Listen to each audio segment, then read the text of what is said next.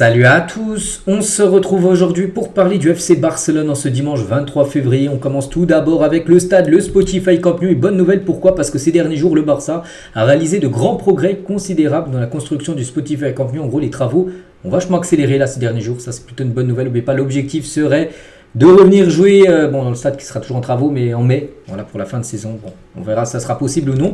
Et la preuve, regardez, qu'est-ce qu'il y a eu là ces derniers jours. Donc le Barça a commencé à faire des tests d'éclairage à l'intérieur du Spotify Camp Nou la nuit, avec, on peut voir là du violet, voilà, une couleur qui sera utilisée bien sûr après lors des rencontres. Bref, voilà, on continue les gars avec les autres infos. Donc hier il y avait le match contre Las Palmas, bien sûr.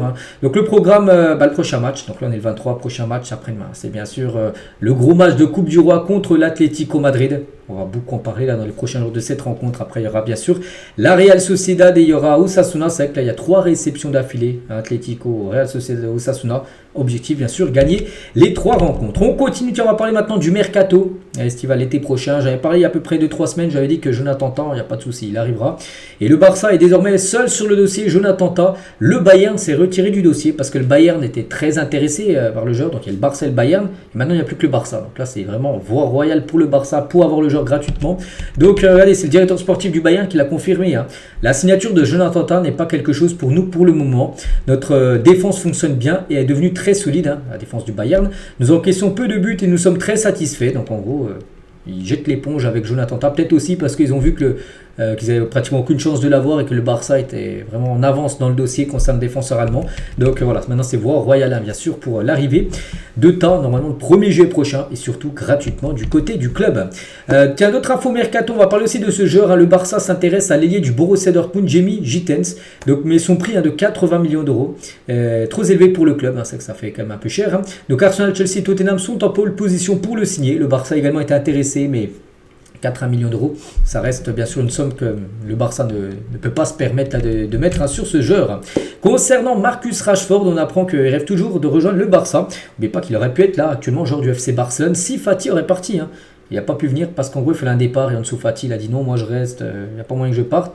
Et du coup, ça a bloqué l'arrivée de Rashford. On a beaucoup parlé en janvier dernier. Donc du coup, lui, là, il est prêt à Aston Villa, mais il va retourner à Manchester le 1er juillet prochain. Et lui, son but, les gars, c'est de venir au Barça la saison prochaine, que ce soit un transfert sec ou un prêt. Le mieux, je pense que ce serait un prêt. Donc voilà, lui, il a toujours le rêve de jouer du côté du FC Barcelone. La même chose pour Neymar, les gars. Et Neymar a déjà entamé des négociations avec le Barça. Il rêve de porter à nouveau le maillot de Barcelone. Donc lui, rêve bien sûr de venir. J'avais pu voir d'après des infos que Laporta serait plutôt pour une arrivée de Neymar. C'est surtout Flick, les gars, lui qui serait totalement contre l'arrivée de Neymar. Voilà, donc moi personnellement je pense que ça sert à rien. L'arrivée de Neymar, tu as déjà ce qu'il faut en attaque, tu as déjà des très bons joueurs, pour moi des Ferran Torres, tout ça, je pense que c'est au-dessus de Neymar, qui est des joueurs beaucoup fiables, moins blessés. Voilà, bon après on ne sait pas, c'est reste du football les gars, on sait que tout peut arriver. Après une arrivée de Neymar niveau marketing, le Barça pourrait bien sûr faire un gros coup, avec des gros revenus, rien que par rapport aux ventes de maillots, je pense que ce serait bénéfique, on peut dire, pour le club, niveau marketing. Hansi Flick et Deco sont tous deux convaincus que Ter Stegen deviendra le gardien titulaire dès son retour de blessure. On a parlé il y a quelques jours, il était de retour à l'entraînement. Bon, maintenant, l'entraînement c'est bien, mais rejoindre la compète, c'est pas pour maintenant. Mais lui, son objectif, ce serait de revenir avant la fin de saison. Donc le Barça n'a pas l'intention de signer un autre gardien de but, avec déjà l'arrivée de Chesney, mais il y a toujours Inaki Peña. Donc voilà, il y a commencé à dire Ter Stegen qui va être bientôt de retour, enfin pas non plus dans l'immédiat, mais voilà, d'ici peut-être 2-3 mois, il pourra peut-être faire son retour, peut-être pour le dernier match de la saison, on ne sait pas. Donc voilà, et concernant Inaki, on sait qu'il a perdu sa place quand même de titulaire. La relation entre Hansi Flick et Inaki Peña est devenue vraiment très froide. Il y a eu des différends entre eux, surtout après la façon dont Peña a approché le manager après avoir perdu sa place de titulaire. Ils ont parlé les deux, puis le ton a monté parce qu'il ne comprenait pas. Il attendait sa place de titulaire, Ter Stegen blessé, donc il a gaulé, puis du jour au lendemain il est sur le banc, puis il n'a jamais rejoué. Donc c'est pour ça que la relation est très tendue, ça sent le départ, comme dit Naki. L'été prochain, et moi je pense que Ter Stegen reviendra, après peut-être qu'il prendra sa place numéro 1, ou Chesney, on ne sait pas qui sera numéro 1, et ça sera Chesney et Ter Stegen et 1 et 2. Et Naki partira l'été prochain. Peut-être ce jeune gardien pourrait devenir le numéro 3 au Barça. Le jeune gardien de but, Jakobishvili, devait quitter le Barça, mais le club sa situation a changé au cours des dernières semaines. On s'attend maintenant à ce qu'il renouvelle ce contrat avec le Barça. Donc c'est un gardien de l'équipe, je ne sais plus B ou C. Et lui, il pourrait être peut-être le troisième gardien saison prochaine derrière, bien sûr, Ter Stegen et Chesney, si bien sûr inactif, n'a partir. Fermin Lopez, j'avais 12 ans lorsque le Barça remportait la Ligue des Champions pour la dernière fois. Je célébrais avec ma famille, c'était il y a 10 ans, c'était en 2015. Le 31 mai prochain, je serai là en finale de Ligue des Champions. Donc voilà, où est-ce qu'il sera le 31 mai en finale de la Ligue des Champions? Bon, on verra, bien sûr, il y a les huitièmes de finale là, déjà disputés. Après, pourquoi pas un quart, demi, finale. Il faut y aller étape par étape, mais oui, le Barça peut bien sûr faire une magnifique saison. En Champions League, ce serait beau, 10 ans après, de remporter de nouveau la Ligue des Champions. N'oubliez pas que la finale se jouera dans le stade du Bayern Munich. Quelques déclarations de Lewandowski, ancien joueur du Bayern. Donc maintenant que je comprends mieux l'espagnol et que je parle aux jeunes du Barça, je me sens à nouveau comme un adolescent. Il me pose souvent des questions sur mes anecdotes quand j'avais 17 ou 18 ans. Je parle de choses dont je n'ai pas parlé depuis longtemps, j'aime ça. Donc, parce que c'est quand même l'un des plus vieux, peut-être le plus vieux du vestiaire. Et on sait qu'il y a beaucoup de jeunes. Donc déjà maintenant il parle parfaitement l'espagnol, donc ça facilite bien sûr les échanges avec les joueurs. Et voilà ce qu'il a pu dire Lewandowski. Une autre info, donc classer mon année 2024 de 1 à 10 sur une échelle. Il a dit il y avait des avantages et des inconvénients. Je pense que j'ai eu beaucoup de points positifs au milieu de l'année 2024. Alors je vais vous dire entre 6 et 7. Voilà, par rapport sur 10, par rapport à l'année dernière, ce qu'il a pu faire. Là, je n'ai qu'un chiffre, mon âge ne me dérange pas, à presque 37 ans. Je peux montrer des choses auxquelles beaucoup de gens ne s'attendraient pas, j'en suis sûr et fier. N'oubliez pas qu'actuellement, c'est toujours lui le meilleur buteur quand même de la Liga, bien sûr. Robert Lewandowski. Il faut dire que les médias espagnols sont divisés entre les pros Barça et les pros Real Madrid. Il y a donc une recherche constante de quelque chose de mauvais dans une bonne situation et vice-versa. Si un club fait quelque chose de bien, les médias de l'autre côté trouveront toujours quelque chose de mal, parce que les journalistes, c'est soit ils sont en Espagne, soit pour le Real, soit pour le Barça.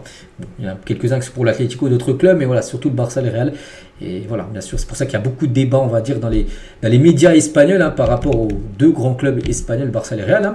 Honnêtement, je n'ai jamais vu quelqu'un comme Lamine Yamal. Ce n'est pas seulement une question de talent, mais de la façon dont il joue, comme s'il avait 5 ou 7 ans de plus qu'il ne l'est réellement. Il joue comme s'il avait 25 ans, 27 ans, un joueur vraiment confirmé, alors qu'il a toujours, n'oubliez pas, 17 ans. Lamine Yamal. J'ai un lien particulier avec Lamine, mais aussi avec Pedri. Bon, il a une très bonne relation. À chaque match, je comprends aussi mieux Rafinha. Il avait l'habitude de passer le ballon avec trop de puissance. Je lui ai dit de jouer plus léger mais précis. Maintenant, à ma 3e saison, notre compréhension s'est améliorée entre Lewandowski et Rafinha. C'est ma 3e saison à Barcelone et maintenant je me sens complètement adapté. Je comprends mieux les jeunes. Cette connexion en dehors du terrain compte beaucoup, bien sûr, parce qu'en dehors du terrain, ça marche et ça se ressent également sur le terrain lors des matchs. Il a parlé aussi de Xavi, bien sûr, donc Xavi avait tout. Chaque entraîneur est différent avec ses propres idées sur le football et la tactique.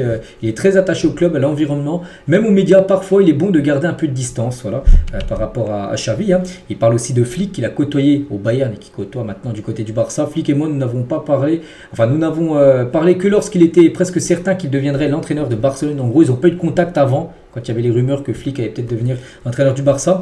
Nous n'avons pas parlé jusqu'à ce qu'une décision soit prise, bien sûr, et qu'il soit officiellement l'entraîneur du Barça. Là, ils ont repris contact, les deux.